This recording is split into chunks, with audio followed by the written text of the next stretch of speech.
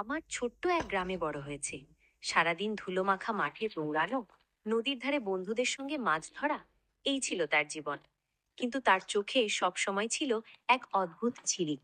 রাতের বেলা আকাশের তারা গুনতে গুনতে সে ভাবতো, একদিন আমি বড় শহরে যাব, অনেক টাকা উপার্জন করব, আর সবাইকে দেখাবো স্বপ্ন সত্যি হয়।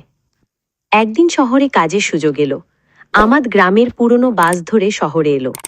প্রথমে দিন কেটেছে কষ্টে, ছোট্ট দোকানে সহকারী, কম বেতন, দীর্ঘ সময়ের কাজ। কিন্তু সে হাল ছাড়েনি। ফাঁকে ফাঁকে শিখে ফেলল ব্যবসার খুঁটিনাটি, মানুষ চেনা, বাজারের ভাষা।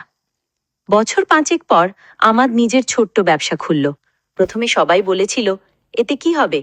কিন্তু ধীরে ধীরে তার দোকান বড় হতে লাগলো। শহরের লোকেরা তার সততা আর পরিশ্রমের কথা বলতে লাগলো। আজ আমাদ শুধু শহরের সফল ব্যবসায়ী নয়, নিজের গ্রামেও স্কুল বানিয়েছে, যেন কেউ স্বপ্ন দেখতে গিয়ে থেমে না যায়। রাতে ছাদে দাঁড়িয়ে শহরের আলোয় আকাশের তারা খোঁজে সে।